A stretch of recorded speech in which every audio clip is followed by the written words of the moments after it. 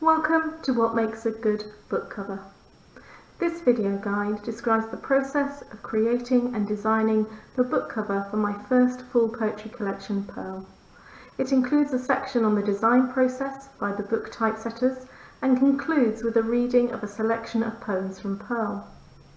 The story of my book cover begins here. This is the printing press that I used to create the image that appears on the cover. The cover of Purl was created before the collection was conceived as a physical book during a course delivered by Emma and Duncan Pass in conjunction with Writing East Midlands.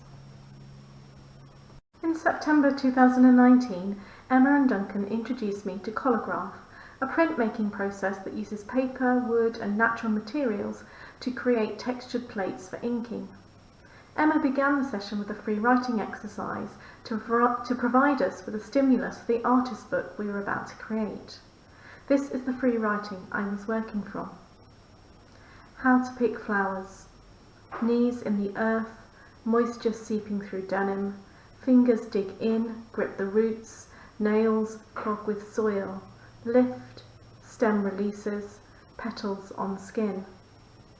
Here you can see the variety of textured plates created with the recycled and natural materials. We used cardboard, cereal packets and so on. For my plates, I hand ripped the cereal packets into a series of shapes that were glued onto the plates and then inked. The plates I had created were then inked using vegetable oil-based non-toxic inks on this wonderful repurposed Victorian washing mangle. Emma then showed us how to combine our prints into a concertina book. Mine is still waiting for the words to be added. Emma and Duncan inspired me to explore other printing techniques, and in January 2020 I signed up for an etching course at Leicester Print Workshop. Here I learned how to use acid and natural materials on zinc printing plates. This time I'd gone with the idea of creating a cover for my full poetry collection that was under consideration with John Lucas at Shoestring Press. I went armed with the section headings I had chosen for the collection, drawing on the different meanings of Purl. Section 1 is associated with Purl as a noun, meaning the gold or silver wire thread used for bordering and embroidery.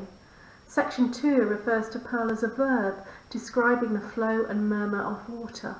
And Section 3 refers to Purl in a colloquial sense as an act of turning upside down, capsizing, or tumbling head over heels. I also took with me lines from poems that I wanted to foreground, and my Collagraph prints made with Emma and Duncan. When I started working with Rachael and Nat at the Book Typesetters on my collection, they asked me if I thought about the cover.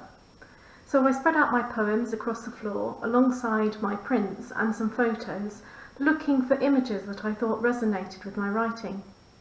I sent them 3 of my Collagraph prints, a photo I had taken in the Lake District, and one of my etchings. In the next section of the video, Rachael from the Book Typesetters will explain how they designed my book cover from my suggestions, and she will share with you some really useful tips for designing your own book covers.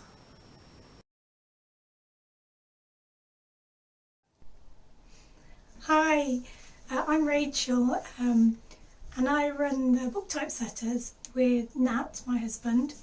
The Book Typesetters is formerly known as Narrator, and we take the stress out of typesetting and designing the covers of your books so you can realise your publishing dreams.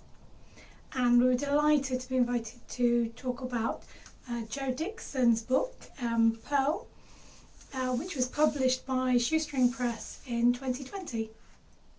So we're going to be talking about designing a front cover, and the first thing you need to consider is the physical space, so the dimensions of the book. For Shoestring Press, all poetry collections are 135mm wide by 210mm high. Obviously if you're using royal format, you'll have a much bigger space to work with. So the design has to fit within the physical space of the book. When designing a book cover, sometimes the author has supplied us with images, or sometimes they just have a concept or an idea that they want us to work with. and sometimes they don't have an idea at all of how they would like the cover to look. So if it's a poetry, we'd read the poem that relates to the book cover, or if it was a novel, we have a read through some of the sections in the book and get some ideas and discuss them with the author. With Jo, she supplied us with multiple images to choose from, and Jo had produced these images herself or taken a photograph herself, so we didn't need to seek any permission from any galleries or artists, because if you're going to use an image on your cover, then you need to have the reproduction rights to do that. So the first thing we look at when we have an image are the pixel dimensions. So our preferred quality is 300 dots per inch to have a good quality image on the book cover. To get an idea, you can look at the file size, and the larger the file size, the more pixels, which means the larger quality of image you've got.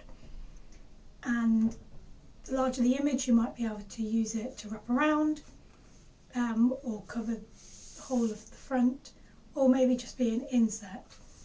So some of the images that Jo had supplied didn't meet the minimum criteria and would have been too small or too low a quality to be produced on a cover.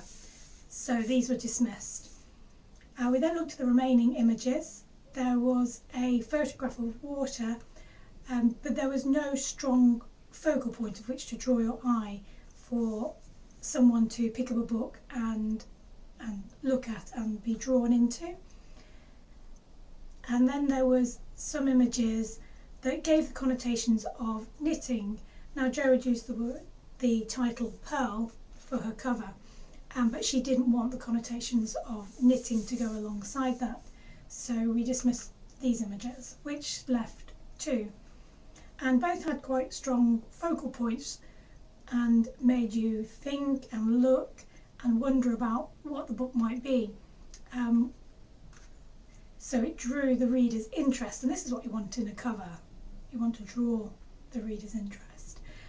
And one of these, the one chosen, had much stronger colours than the other, so it was going to stand out much clearer on the book cover. So this was our chosen image. I then turned my attention to the typeface. So that's the font used on the book. So Jo's title, Purl, is a short single word. So I wanted a condensed typeface. I wanted the letters close together and tall, so that the word will stand out on the book. This is particularly important if you're going to have the book advertised on the internet, where it might be a thumbnail size, so you want to be able to clearly see the title on the book. So I also wanted the typeface to have that handcrafted feel, because the image itself had been hand created by Jo. And I wanted it smooth, so it contrasted the ruggedness of the image itself,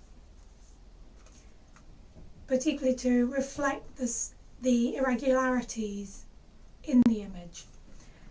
So I chose Amaranti by Carolina Latch because the typeface accentuated the height of the letters, particularly the stems on the P, the R and the L. And also the counters, the holes in the middle of the P and the R, are irregular, similar to the outline of the image. And this typeface also worked well for Jo Dixon's name, so I kept the same typeface for the title and her name. So we've now got the chosen image and the chosen typeface. So I moved on to composition. On Shoestring Press books, the logo is always in the same place, so it needs to be visible. And I also wanted to make the most of the image and have it as large as possible. So as it is an irregular shape, I chose to give it an angle, a slight slant to the image, and to have it coming off the edge of the book just very slightly so we don't lose too much of the image itself. But this gave the space for the logo to be clearly visible. I then decided to keep the rest of the writing straight, either horizontal or vertical, to contrast with the irregularity of the actual image itself.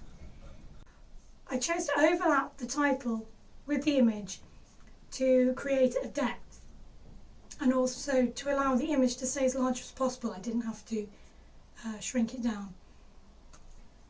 And by doing this, it created a nice space of white here between the irregular bit of image that sticks out and the P.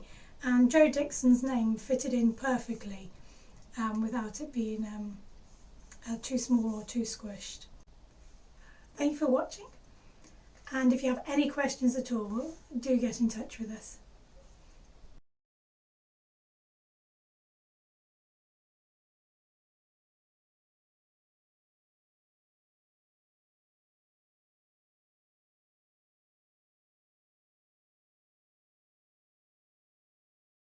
In this next section of the video, I'll be reading some of the poems from Purl.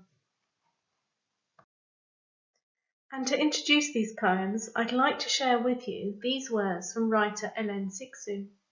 In her essay Writing Blind, Sixu ponders the shape of a book and how we as readers engage with it. Up to this point, we have been thinking about Purl as a flat, rectangular object through its cover. Now I hope you can enjoy it in the round alongside the cover we've been discussing. Sixu explains, "A book does not have head and feet. It does not have a front door. It is written from all over at once. You enter it through 100 windows. It enters you. A book is just about round. But since to appear it must adjust itself into a rectangular parallelepiped, at a certain moment you cut the sphere. You flatten it, you square it up, you give the planet the form of a tomb. The book only has to wait resurrection."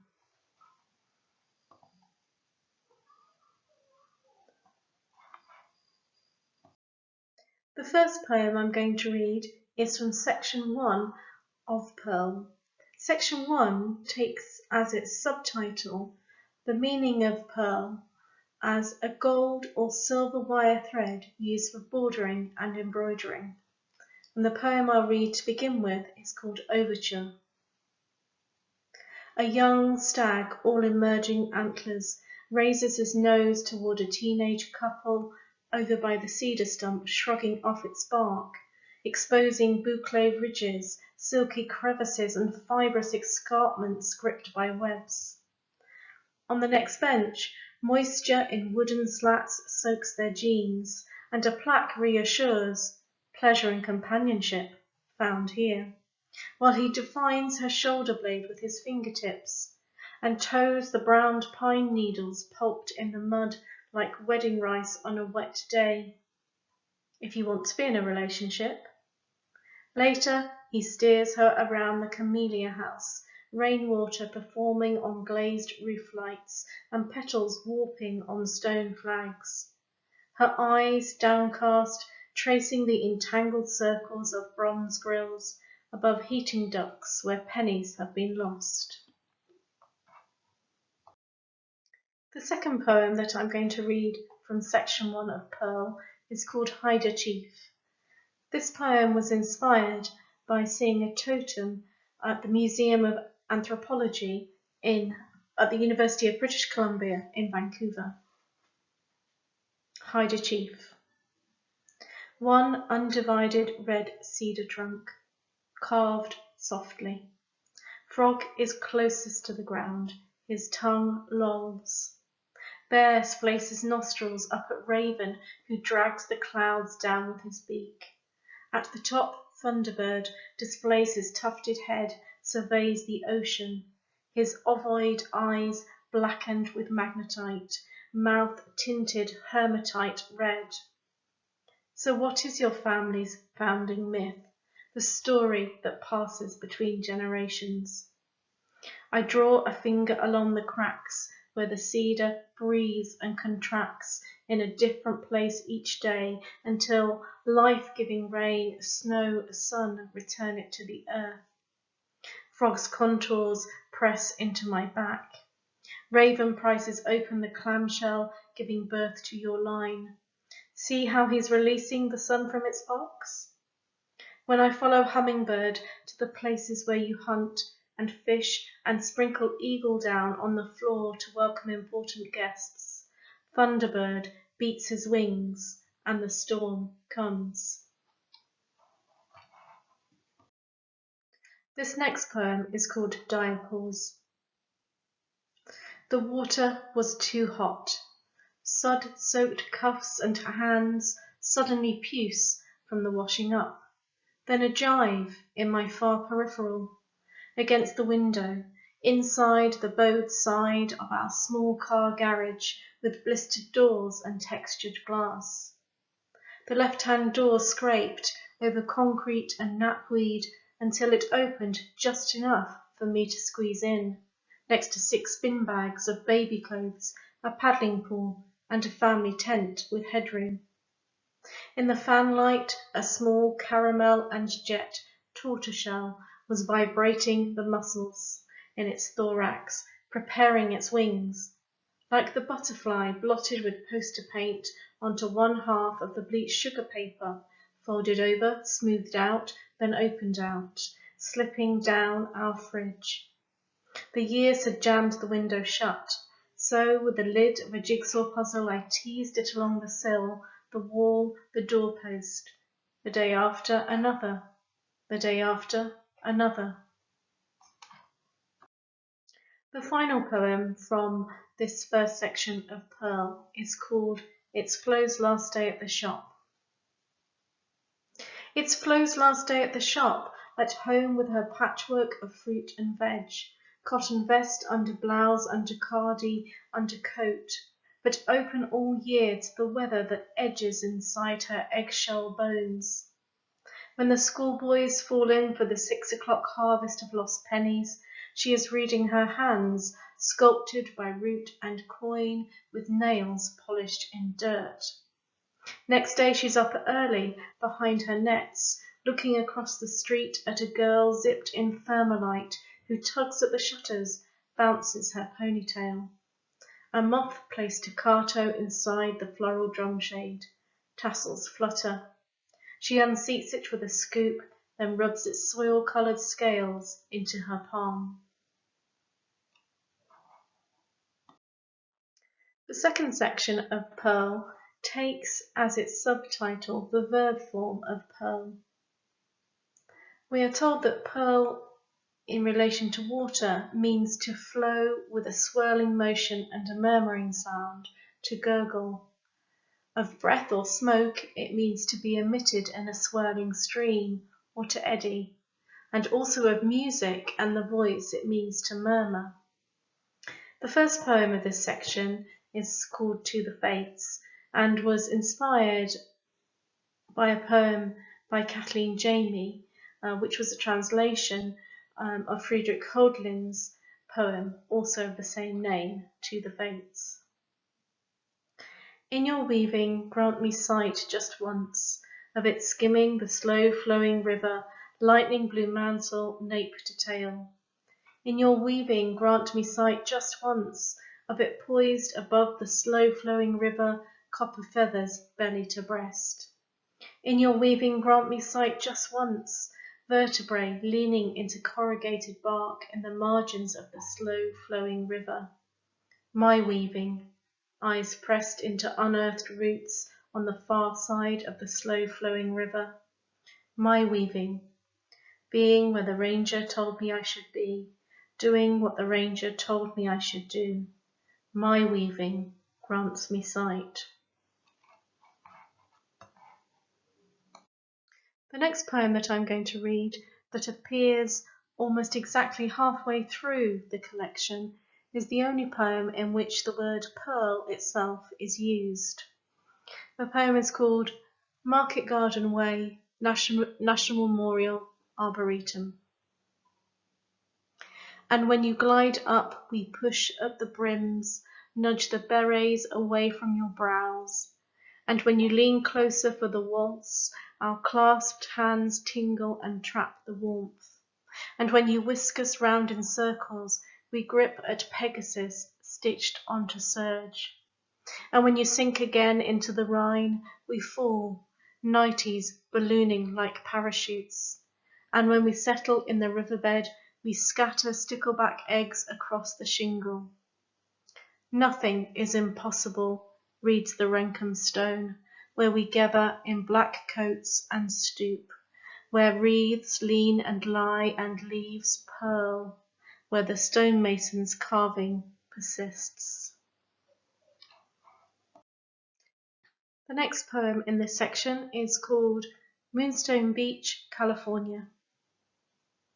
Feet at your head at your feet, elbows lost in the duvet warmed by our sleep.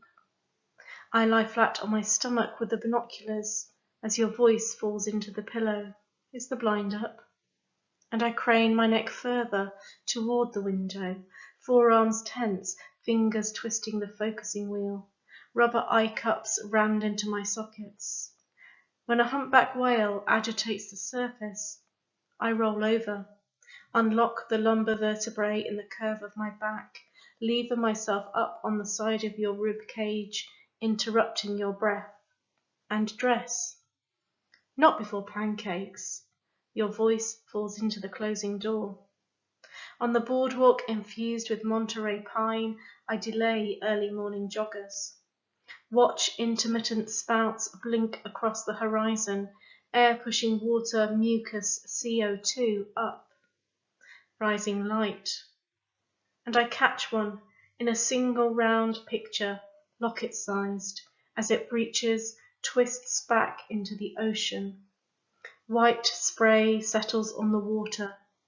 A dahlia in full bloom. He doesn't know what I have seen. Imagining you'll join me, ask for the binoculars, I track its path until it leads out of sight. Then you are behind me, hands guiding my shoulders. I want to press on today, reach LA. On the beach, a man forages among the stones. Look, a Schiller.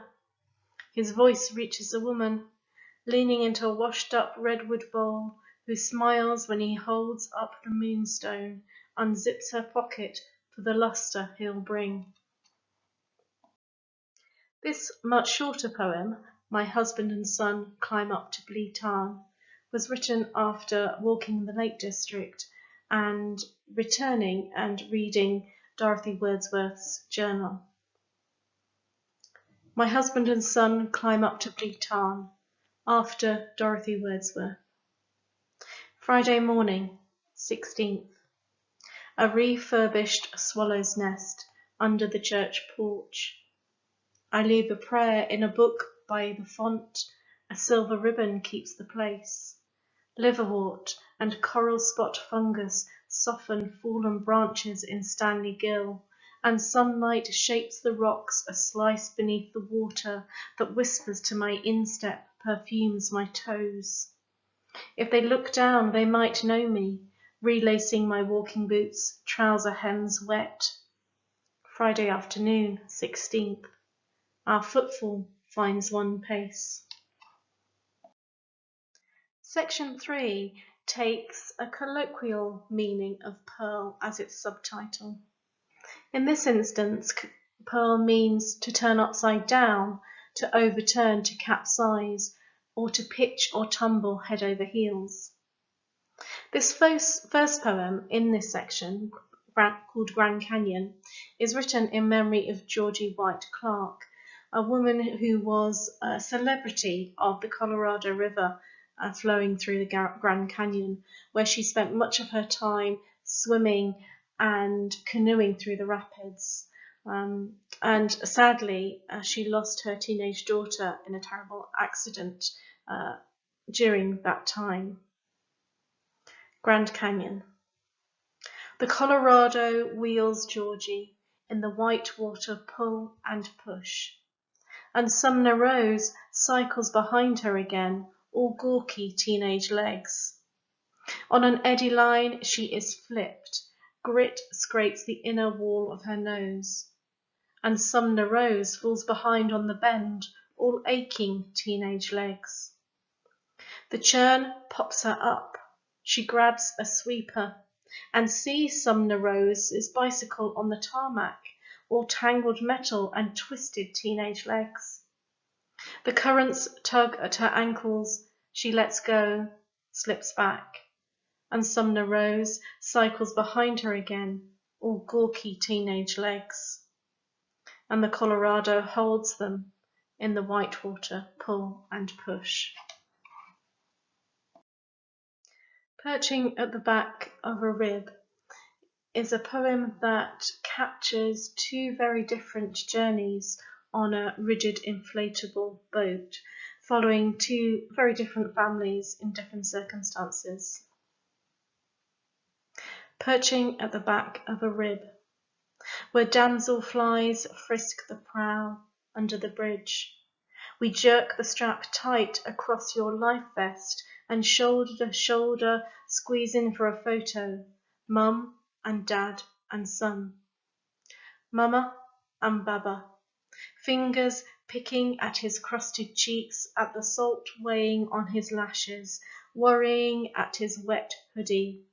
In the channel, where the sky presses down, Mama, Baba, Jale, Mum, Dad, Son.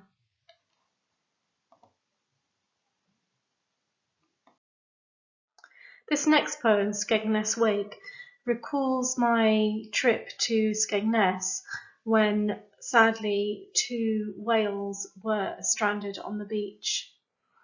This poem also appears in a newly released anthology called Places of Poetry, Mapping the Nation in Verse. Skegness Wake.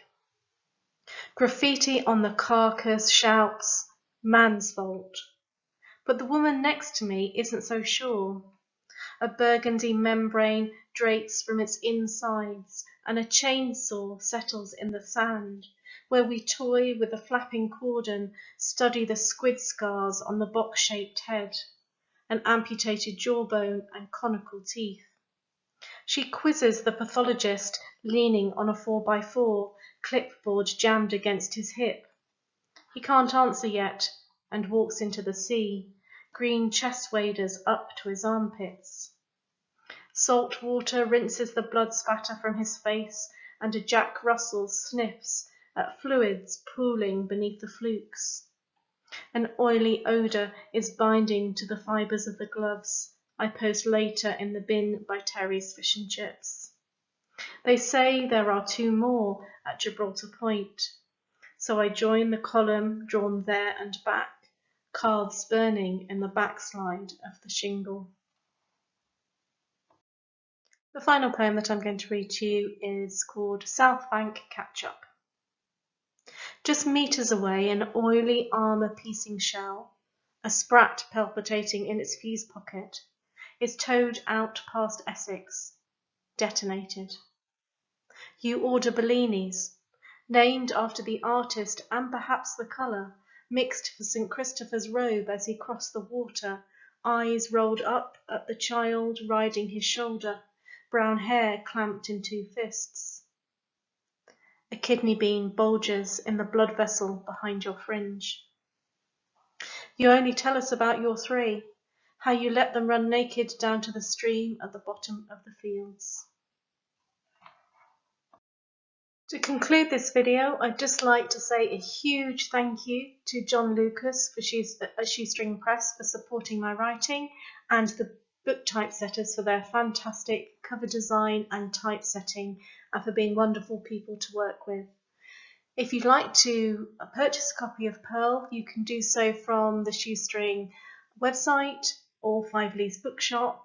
And if you want to get in touch with the Typesetters, you can see that their website is there for you as well. Thank you very much for watching. Goodbye.